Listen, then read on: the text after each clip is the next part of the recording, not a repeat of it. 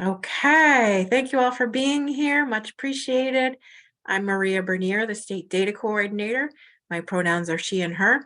And we are here today to talk about all of that fabulous annual report data that you send me every year and what you can do with that going forward to tell your story to your funders. So I always like to start these webinars with a reminder about what we do with all this information, right? Like, and why do we collect it? So the state annual report is primarily to collect data for the Institute of Museum and Library Services for their public library survey. And you'll recall this is a survey of public libraries across the country and in all the territories. And so every library is collecting the same kind of data and answering the same questions in all of their states. So we're trying to do the apples to apples comparison as much as possible. And in addition, you'll recall that each state can add some of their own questions. And we do that in Connecticut. We have a whole bunch that we've added. And you can see in the annual report form now in one of the left-hand columns, which are federal questions, US questions, which are Connecticut specific questions, Connecticut, and which ones sort of feed into national US questions. So you can tell in the report form which is which and where your data may end up, if it's going to end up only in Connecticut or on the national spectrum. We can also then use the data in Connecticut very quickly for our own local advocacy. And because I create the form and collect all of your information, I have immediate real-time hands-on access to that data, and I can feed that into a lot of different chart and report creators. And so that's mostly what we're talking about today. I'm going to spend some time showing you this LibGuide for statistics, just showing you what's on there, what you can find, how to navigate, because it is a very detailed, rich, deep resource. And I apologize that it has grown over time and become more complex. Think of it as this incredible reference book with all of the answers in it. It's just a matter of navigating, right? Learning how to use that reference book. Let's look in the index. Let's look at the table of contents. Let's navigate our way through that reference book so we can find the answers we want. On there, you're going to find your latest annual data, which is called the statistical profile.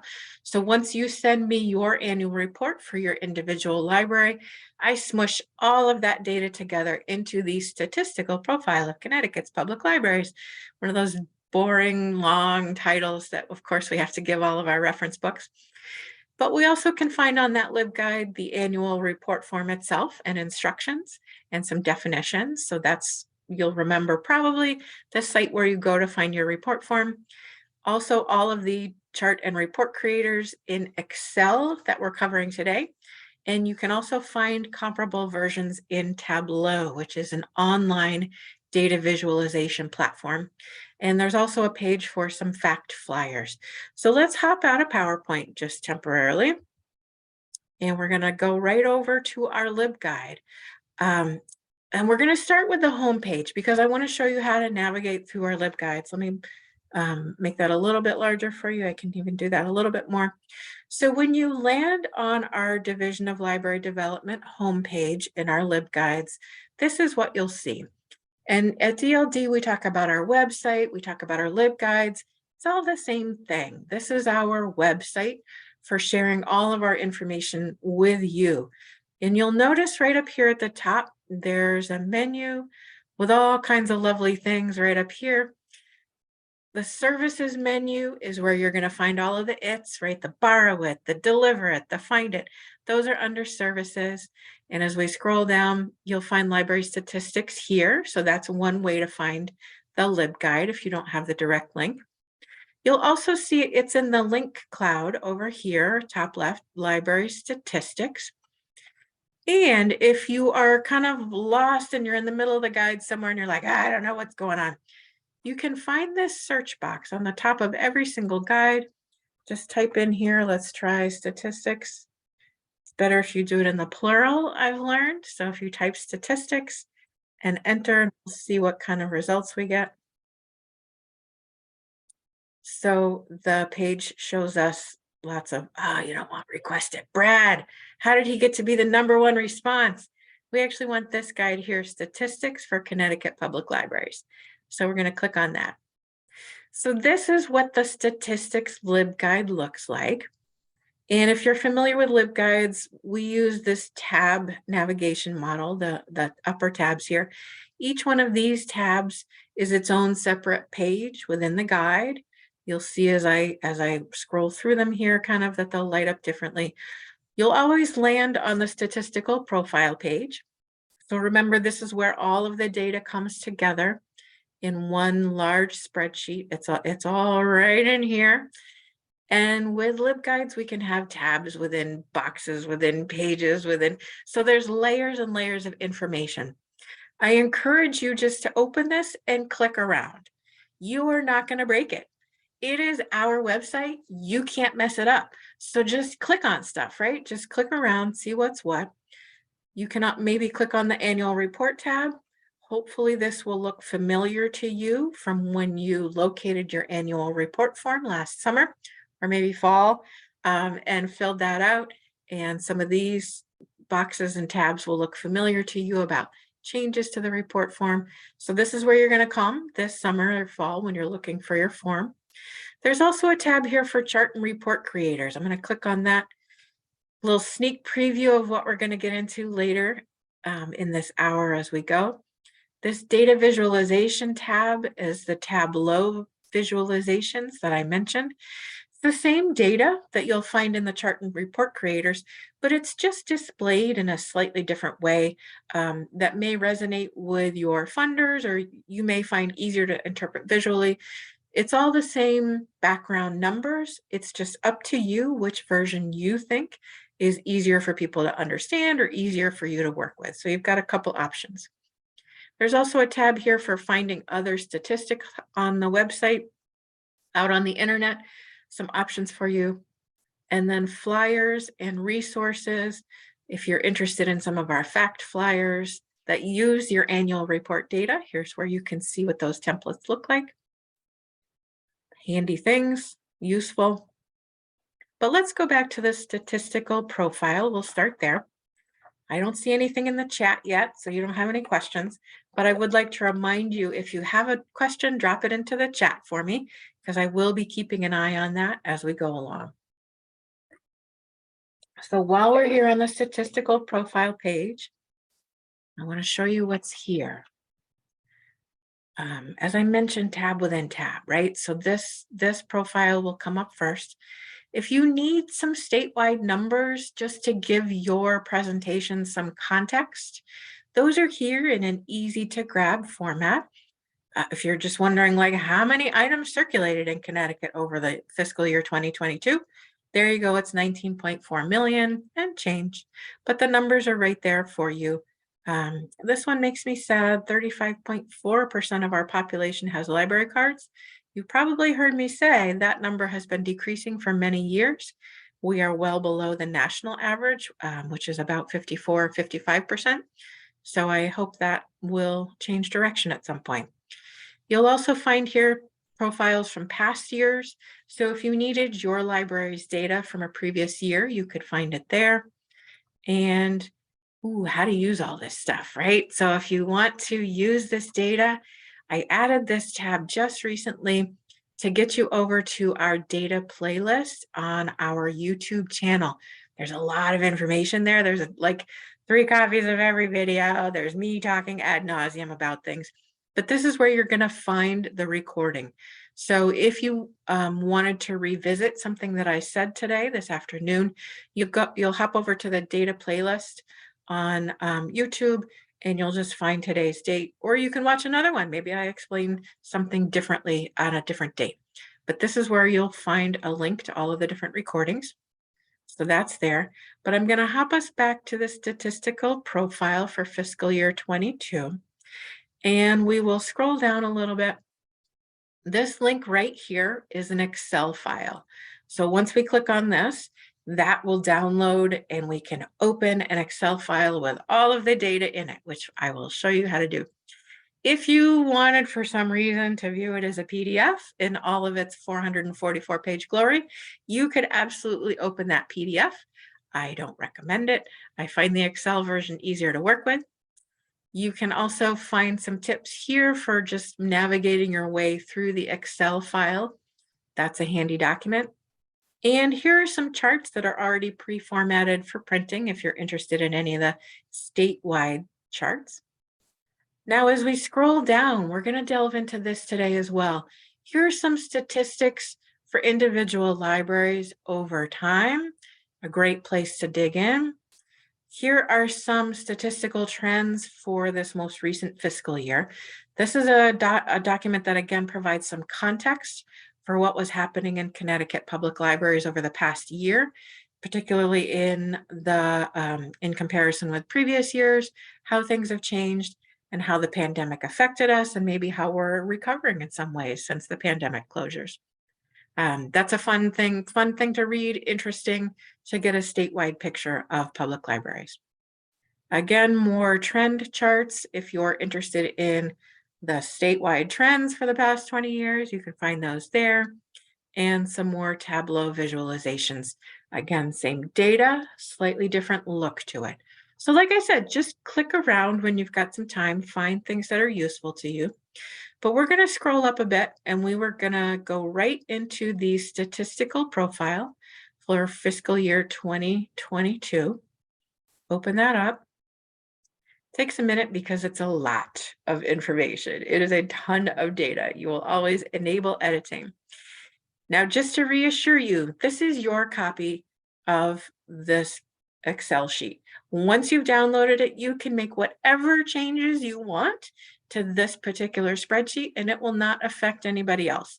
So play around with this, mess around with it. If you delete stuff, it's okay. You just throw away the spreadsheet and you download a fresh copy. So whatever you do, don't worry about it. You know, if you change things, rock on. I hope you'll make it customized for you.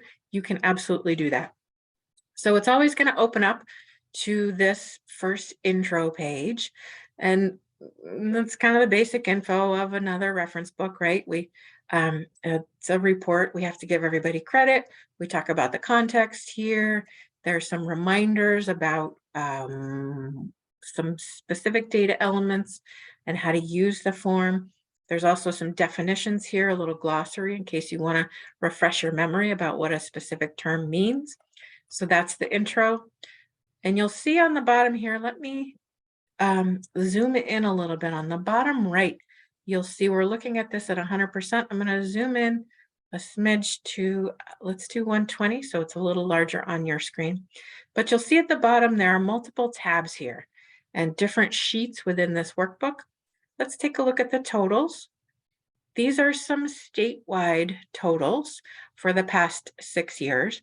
Again, providing context if you need it for your particular report, but also showing for other interested parties out in the world where Connecticut numbers have been going for the past 6 years. So a nice sort of tabular, strictly numeric format here. The charts show the same information, but in pretty pie charts or bar charts or column charts. So those are all here for you. You can navigate through these charts in various sections. So maybe you're interested in circulation and what happens statewide. So as we scroll down, you can see circulation per capita for the past 6 years, how that broke down by audience and format this year, electronic circulation over the past few years, interesting stories here, what all that looks like, borrow it circ. So as you scroll through, you'll see different visualizations of the numbers. And again, invite you just to look through, see what you find. You might find something that is specifically intriguing for you, but take a look. So now we're going to click on the library data tab down at the bottom. In contrast, there's also the municipal data tab. So the difference is library data shows all 177 public libraries that submitted a report. There's a line for every single library. And in cases where there may be multiple libraries in a town, like we see in Branford or Groton, each library gets its own line. Now, when we look at the municipal data sheet, all of those libraries in each town get lumped together. So all of the numbers in Groton get added up together, all of the numbers in Brantford get added up, all the numbers in Fairfield get added up. So it allows you to compare town by town, as opposed to library by library. So you'll just want to be aware which one you're selecting as you're using this data and making comparisons. So while we're in the library data tab here, let's take a look. I'm going to zoom in again. Come on, Zoom. Make it slightly larger for you. There's this table of contents, top left. If you want to hop to another section in the spreadsheet, you can certainly do that. It just zooms you down to that section in the spreadsheet because there are 398 columns this year. So there's a column for every question in the annual report. Plus, there's some additional columns like this one right here that are calculated within this spreadsheet. Those tend to be per capita, per 1,000 people. They are sort of calculations based on population. And you'll notice that they are in red font here, as opposed to the black font. Those are actual questions from the annual report. So you can tell which ones are calculated and which ones are answers from libraries. So there's a lot of information here. Let's go back to the very beginning. In addition to all of those columns, there's a row, as I mentioned, for every library that submits a report. I want to mention while we are here, there's question numbers in the very top row. So if you are looking at your annual report and you say, golly, where is that question? I know in my copy of the report, in terms of question 1.14, when I answered it, I put this. What are other people's answers to that question? You can search for the question numbers right up here in the top row. So that's just another little navigation thing for you guys, and it helps me a lot too to remember which questions go where. So it's a navigation tool for both of us. Also, these rows right here, statewide average, median, total, and number reporting. So let's talk about average versus median. Average is that concept we're familiar with, right? Where you get a whole bunch of numbers, you add them all together, and you divide by however many answers you had, right? So that's the average. The median is just the number in the middle of the list. So if you had 99 numbers, it would be whichever one is in the middle, right? So if you kind of nibble away, you take away the top number and the bottom number and the second number and the third number on each end. It's whichever one is in the middle once you've sorted them. And this is a helpful concept because sometimes there are outliers in the data where there may be unusually significant numbers. Say, for instance, somebody had like the best collection budget ever, right? Like they could buy anything they wanted in 20 copies, and they had the hugest collection budget for their materials, and it was disproportionately larger than everybody else in the state. With the median, that number gets tossed out, as does like the library with no budget. And then we kind of nibble our way into the number in the middle of the sequence, which kind of shows you more realistically, perhaps in the median, what's happening, as opposed to an average, where that huge, incredible budget may skew the average high. So you'll want to make sure that you're looking at average and median, and you'll want to understand which one you're using in the context of that for your funders. In the example, you can kind of see it here in square feet per capita, where the average is a little bit lower than the median. But there is, if I pop over to column AJ and we look at transactions per capita and per service hour, transactions per service hour in all outlets. Wow, the average statewide might be 3.8, but really the median, which is probably a little bit more representative of what's happening statewide, is 1.6. So I'm guessing here in the average, there are some libraries, there's probably a few libraries, several libraries, that have an incredibly high number of transactions per service hour. They're skewing the average high, but more realistically is this median number. So again, just be conscious of what number you're using, how all that works. You'll also see a statewide total, sometimes where a number can get totaled up. It does get totaled, as you'll see here in the number of reference transactions. There's the median number, and then here's a total statewide. And there were 169 libraries that reported that number or that answer to me. So that's how those rows will work. Also, let's talk about these yellow columns. Population, angelic wealth ranking county, and the CLE region. Those are there. Let me, shrink this down a little bit. Those are there to help you sort the data and help you identify information that's helpful. Okay, actually, you know what I want to do is I want to get rid of this stupid ribbon. So up here in the top right, I can collapse this ribbon and give us thank goodness, a little more canvas to work with. That's helpful. I wish I'd done that earlier. Okay, so we can see this a little bit better. I want to now show you the sort and filter tool, row 13. This is the best tool ever in Excel. So let's just take a look at our options. For population of service area, this is a number, and they are entered in numerical format so that when you use number filters, you can really narrow down this data. So let's say we're looking for libraries in towns with a population between 4,000 and 6,000. We'll say, okay. So now the Excel tool has done the work for us and given us a list exclusively of libraries in towns with a population between that range, as we've selected.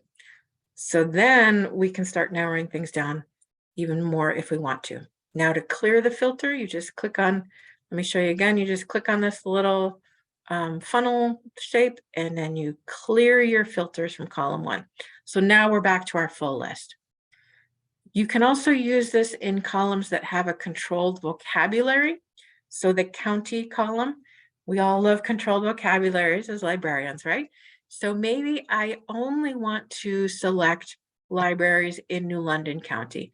I will deselect all, select New London County, say okay. And now I am only seeing the libraries within that county. So that can help me narrow down the data by region as well. That's an option. We'll clear that filter. The wealth ranking can be helpful for you as well. Trying again to compare like with like. So if you know that your wealth ranking is in a certain range, you may want to compare your library with others in a similar range, not with libraries that are significantly wealthier than yours. That's not always a fair comparison. So take that into account as you're sorting your data. Yep, and you can always change the sort order. So it's kind of fun with population. With population here, say you wanted to sort smallest to largest, just for giggles, right? Cute little Union Library, which just expanded their hours this year, serves a population of 781 people. So you can always sort in different ways, and then you can always go back to an alphabetical sorting. So there are numerous ways that you can use these tools in Excel. All right, so that's kind of how we use this form. Let's talk about some specific questions that I get from people. Sometimes they're interested in comparing library materials expenditure per capita.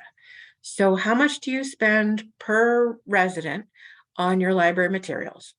Whether they are print or electronic, it all kind of gets glommed together. So I happen to know that's in the expenditure section. So in the table of contents here, I'm just going to click on expenditures to hop us down there. And let me see. I know that because it's a per capita question, it's going to be in this red font, library materials expenditure per capita. So the statewide average is $5.06. The median, which may be a little bit more accurate and based on reality, is 4.53 cents. But I could use then these columns about wealth ranking and population to help narrow down. So if I wanted to find, for instance, like we did, those, let's see, let's go between 4,000, let's do something different, between 10,000 and say 25,000. So we've narrowed down our population a little bit. We're starting to see the library materials expenditure per capita. Let's sort them by wealth ranking, smallest to largest.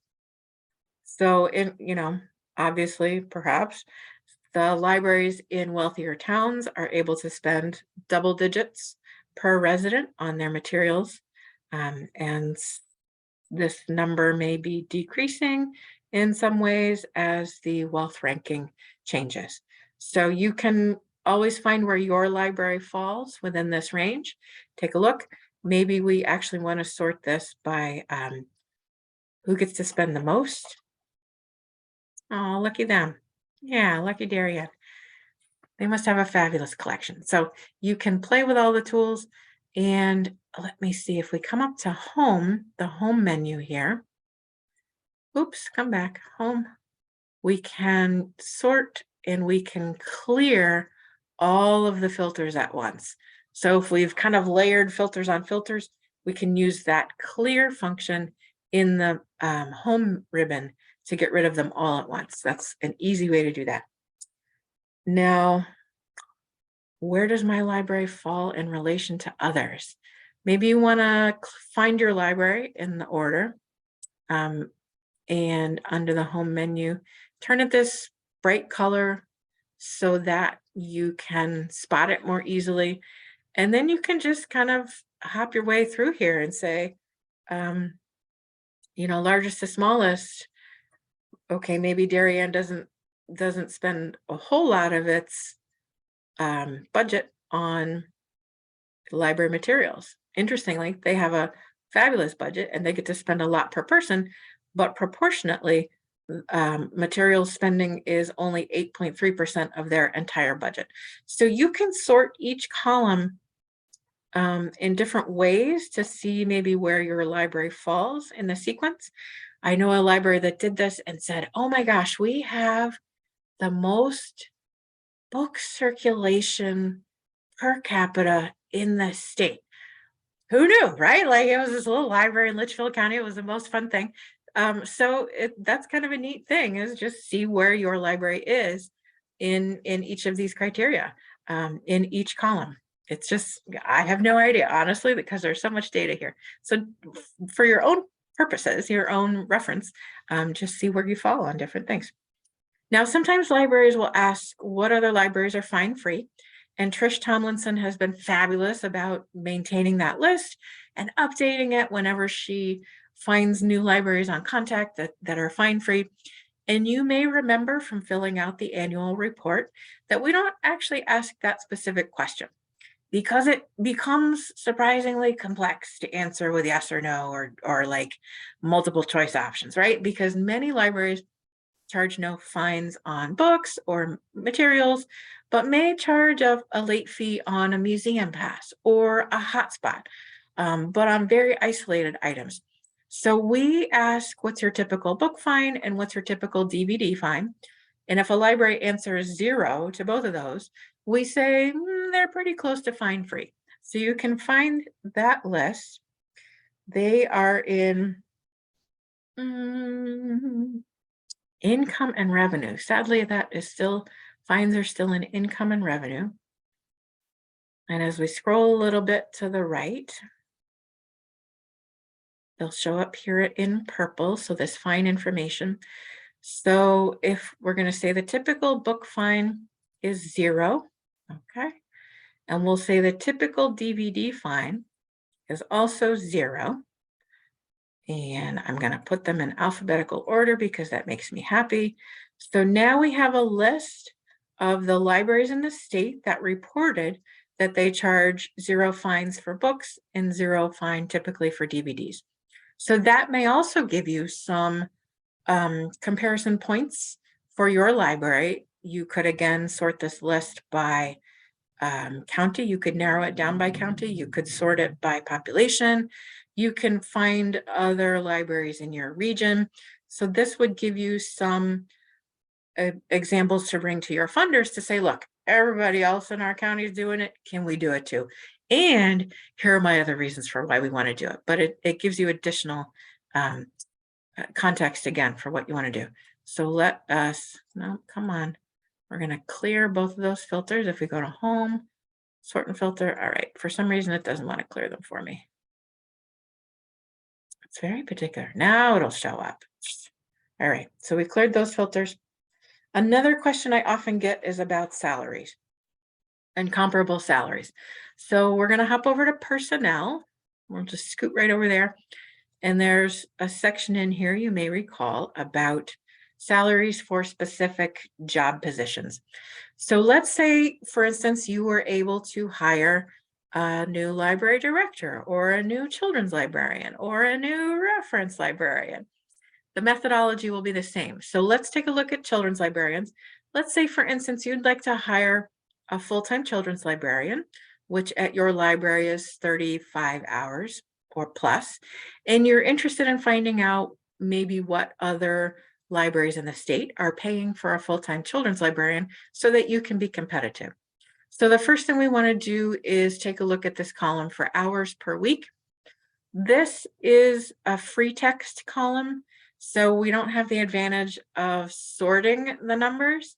We actually have to kind of click our way through. So we want to make sure that we select any answers that are 35 hours per week or more, because we've determined that's full-time for our library. We don't want 6 and 7. Okay. So now we have a list of public libraries that have a full-time children's librarian. And if we wanted to, we could narrow this down, say, by population. So let's look for populations between 40,000 and say 60,000. We're looking for a nice sized town. Great. So we've narrowed down the list a little bit. And we can put them back in alphabetical order. Again, if that makes us happy, which as a librarian it does. You could sort them by wealth ranking. So if you wanted to find maybe other libraries in slightly depressed economic regions, you could sort this and find the higher wealth rankings and say, all right, for libraries in slightly more depressed areas that have a full-time children's librarian, here are some of the salaries that they're able to pay their children's librarian. And you may want to be competitive, right? So you can take a look at what those numbers are, see how they fit into your budget and into the context of your library. But this gives you some examples to follow and may help you advocate for paying a higher salary to that person than your board or your funders thought you should. You know, you can go back and say, look, this is what people are paying. If I want to get somebody good, here's what I need to pay as well. So that's how we use all of the salary info. Let me click around here, go back to home ribbon. We're going to clear all of those filters just so we're working with clean data again. But that's how you would find salary info. All right. That was the last thing I wanted to show you in this particular spreadsheet. So as a reminder, this was all of our raw data, all of our numbers for fiscal year 2022. So just 1 year's worth of info. Let's go back to our LibGuide here. And I want to also show you, I mentioned this earlier. It's the public library statistics for like 26 or 7 years, but you can narrow it down by a specific library. Now you'll see this is a much smaller spreadsheet. There's only 28 columns here. This is very selected, limited data points. But if you're new to your library or new to a position at your library, you may find this interesting. So let's say we're at a specific library. Let's just say we're at Avon Library, right? So we deselected everybody. We selected the library that we're interested in, Avon. And now we've just narrowed it down to Avon's data. So you can see from 1996 all the way to 2022, what's been happening in that specific town. You can see how library visits per capita has changed over time. Registrations per capita may have changed over time. All of these numbers changed. And of course, you need to remember the context of the pandemic in 2020 and 2021, and even lingering into 2022, that has affected some of our numbers. So there's always an asterisk with any of our data these days. But it's a great way to find a lot of your library's numbers together in one specific place. So that's all I really wanted to show you here. We're going to go ahead and close this file. No, we don't want to save that. Okay, so if we hop back to our LibGuide, remember that was right here, individual library trends over time. Very handy, useful thing. All right, we're going to scroll back up, and now we're going to go to the chart and report creators. This is all the fun stuff because it's colorful. As we scroll down, we've got a couple different options. This first one is charts only for the most recent year, right? So 1 year's worth of data, but this allows you to compare your library with others in your population range or in your wealth ranking, or up to 5 other libraries that you select. So this is kind of fun if you wanted to pick a comparison with your neighboring libraries, or if you wanted to otherwise narrow down comparable libraries across the state. Maybe you work in an urban library and you don't want to compare with the suburban libraries around you. You want to compare with other urban libraries around the state. This tool would let you select those libraries. Down here, the chart and report creator for many years shows your library trends over time in comparison to sort of a group of other libraries in your population range, in your wealth range, and statewide. So this allows you some degree of comparison with like libraries, but does not let you select which specific libraries. And if you're curious about what towns are in which group, you can find that information here in this spreadsheet. So let's open first the chart and report creator for this most recent year. It's fun. I encourage you to play with it. Like, as I said, honestly, you got to play with it. You got to play with everything, because there's so much data in here and so many stories. Nobody knows them all. The only thing to do is find your library, see what's been going on. You know, just see what it says about your library. So let's say we want to pick Meriden, just for giggles, because I have them in my script and I have all the answers. So first you pick your library. Now you'll see over here on the right, all of a sudden this changed. Did you see? Let me undo that. Let me undo that so you can see how that all is different. Here it is blank, right? Like everything over here is NA, not filled in. But once we pick our library, oops, I didn't want Middlebury. Sorry, Middlebury, I want Meriden. Yeah, you see how the numbers change depending on what library you pick. It's automatically calculating in providing you with other libraries that have a similar population, so a range above and below in terms of population, and it shows you their wealth ranking, so that if you wanted to select other libraries to compare with, like to like, you might say, Meriden, here's our population, here's our wealth ranking. Bristol is very similar to us in terms of population, not so far off in terms of wealth ranking. That's an interesting point of comparison that you might not have selected otherwise. So you might want to pick Bristol. You might want to pick West Haven. Again, fairly similar in terms of population and wealth ranking. Probably not something you would have thought of in geographic terms as being an interesting comparison point, but could work for you. As you go up, maybe you want to take also a look at New Britain as a point of comparison. You can play all around with these. Maybe Norwich is a point. Lets you choose. So let's just say basically Meriden population is 60,000 and change. So let's say we'd like to just generally compare on the basis of population. Now, if you don't fill this in, the charts will sort of pre-assign you to a group, and there's tiny little letters right here that will tell you. So Meriden, with a population of approximately 60,000, will get assigned to a group of towns with populations over 50,000. Okay, cool for them, but that kind of puts Meriden population-wise near the bottom of that group. What if instead we put Meriden square in the middle of the group and said, let's look for comparison points between 40,000 and 80,000 people and look at the charts. So now as we scroll down, you can see what the charts look like. These charts will always display in the same order, where you have your first selected library right here in the very first column. Next, you'll have the chosen population range. And then third will be the statewide average.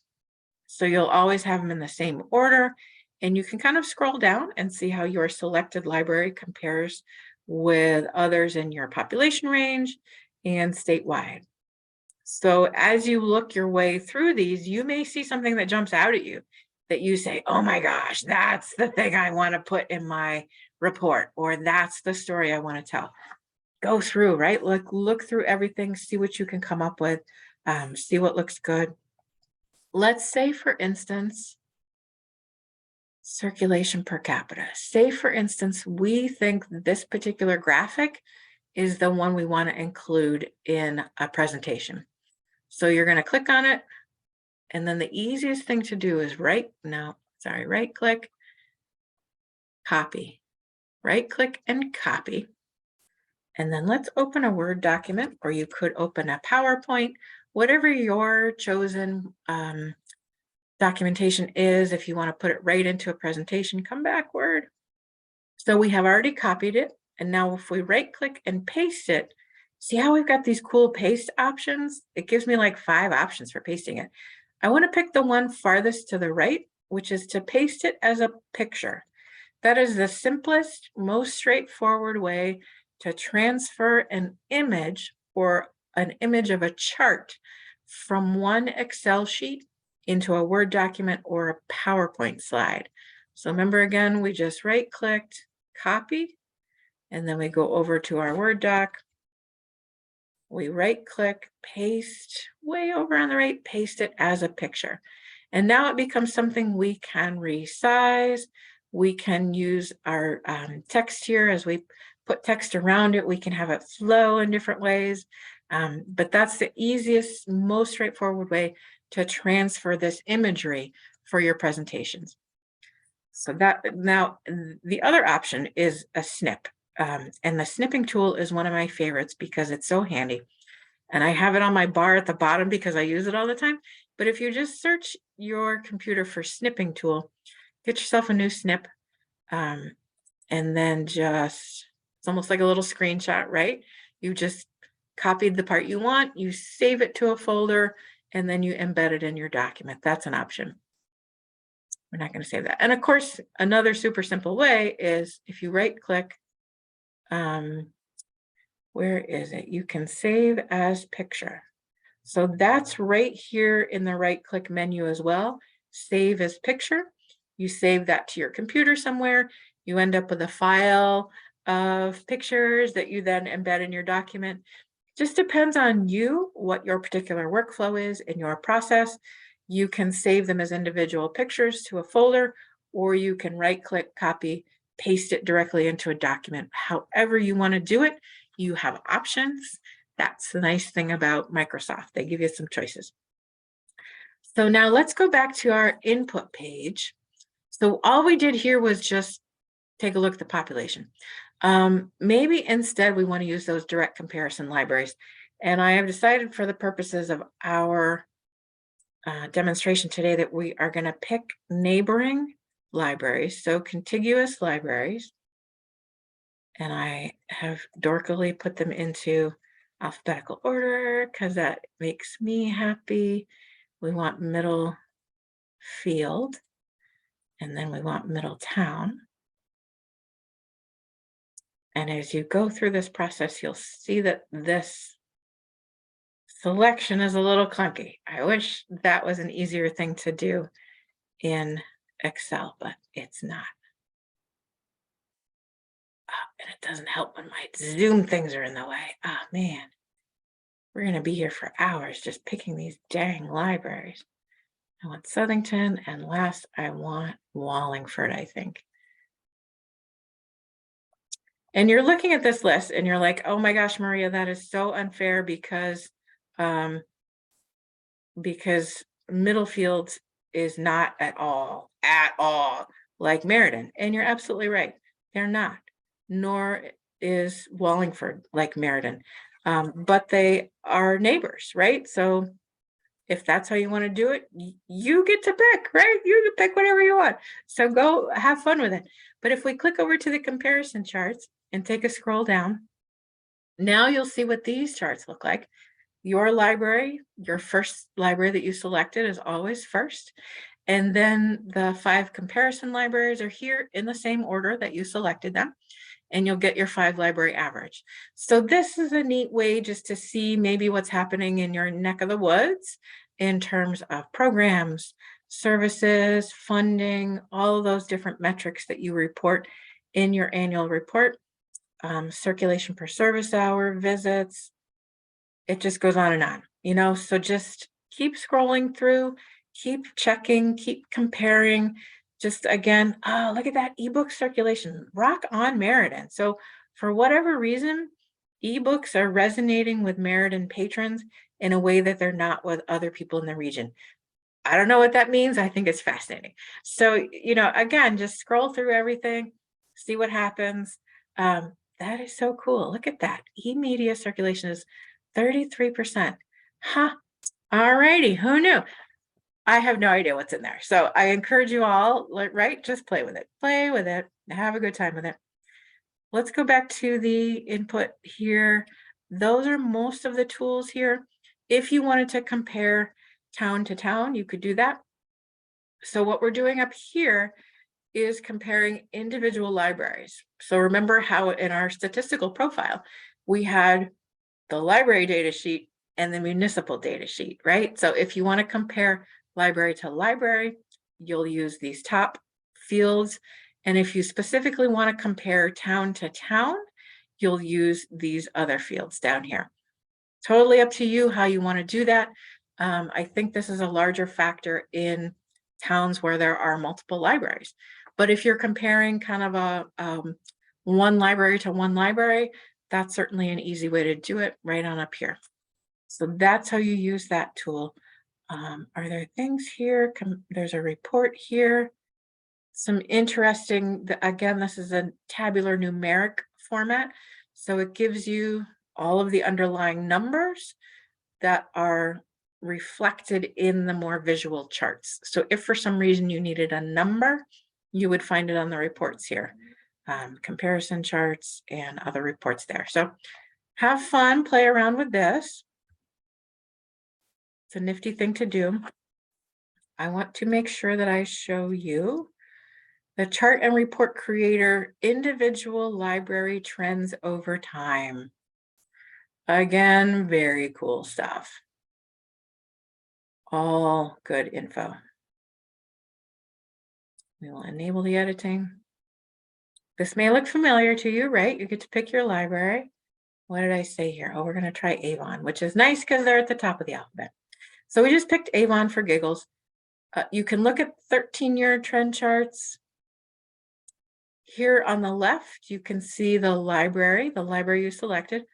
On the right, now you'll see the library you selected in red, but in comparison with similar wealth towns and similar sized towns in terms of population and with the state. So as you scroll down, again, you may see some interesting stories. Circulation per service hour in Avon, look at that, so much higher than it is statewide. Doing something in Avon. Interesting story there. And of course, circulation per service hour means you need people working the circ desk or you need lots of self-checkouts in order to support that. YA circ per capita, you'll notice so many libraries will have dips in 2020 and 2021. Your library will likely have that as well. E-media circulation went up. That's one of the few things that went up during the pandemic, while many other things went down in those years. So yeah, non-resident circ, there you can see the pandemic, interesting stuff. Now you can also take a look at trends for many years. What is this? 25 or 26 years. If you're interested in that long history of your library, that's available to you as well. I want to show you what the charts look like. We're going to take a look at 22-year charts, and we want to look at the number of residents with library cards.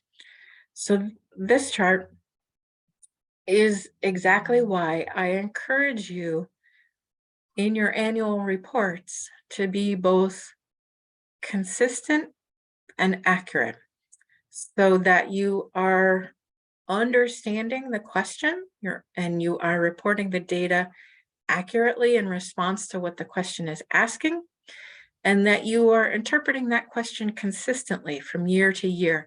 So I don't know what was going on, but you see here in 2010, probably a new director came on board and said, here's what I think that question means. Here's what I'm going to start reporting.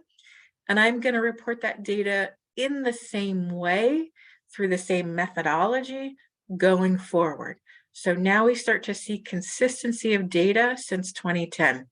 So that's a very visual representation of why I do request consistency and accuracy. So maybe something changed in 2015, counting methodology changed or interpretation of question changed. So yep, program attendance and views per capita.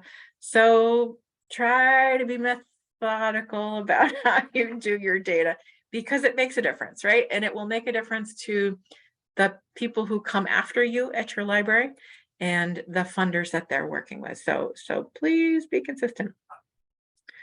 I also wanted to show you how to change colors and types of charts. Doesn't really matter which one we pick. DVD circulation per capita. So say for your purposes of your presentation, you want to change this into a different type of chart. And in fact, this data should be represented in a line chart, like the one on the right. So once I clicked into this graph here, you can see up here, chart design and format have appeared as menu choices. So let's take chart design. We're going to just click on this, change the chart type. And instead, we're going to select a line chart. Yes, that's what we want. Oh, you know what we could do? We could do markers. Let's do a line chart with markers. Let's do that. Cool. And say, okay, great. See now how it's changed it into a line chart. Maybe we want to change that color. Oh, let's change the fill to red. And let's change the line color to red as well. Whoops. Oh, we might have to change the whole series. Selecting the data. Nope. If we double click on it, formatting the data point pops over here. We want to change the fill on this. We want to change the line color to that bright color. I think that did the trick. No, let's do all of those too. And we'll change the color. So now everything is red. This becomes something, maybe we want to change the title. Instead of per capita, we want to say per person. Just click in there and change it. All right, maybe we don't want to say, we just want to say video circulation, because this number includes DVDs, physical DVDs, as well as downloadables. So maybe we want to just call it video circ per person. So now it's more the way we want it. Now we can right click, copy, and then pop over to our Word document and paste it in.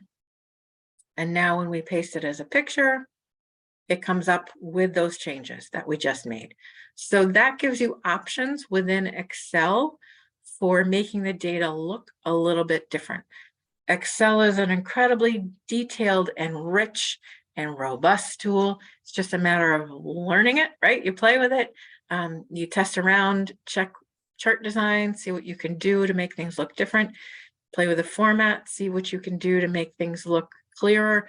But it's really about making a visual that helps to support the story you're telling and that your funders and stakeholders can understand. So that's how you can use Excel to make some of those changes. Okay, we're going to close this because I just want to hop back quickly over to our LibGuide. Data visualization, as I mentioned, this is going to be all of the same numbers in the background, but with a slightly different look. You can play with those, have fun with those.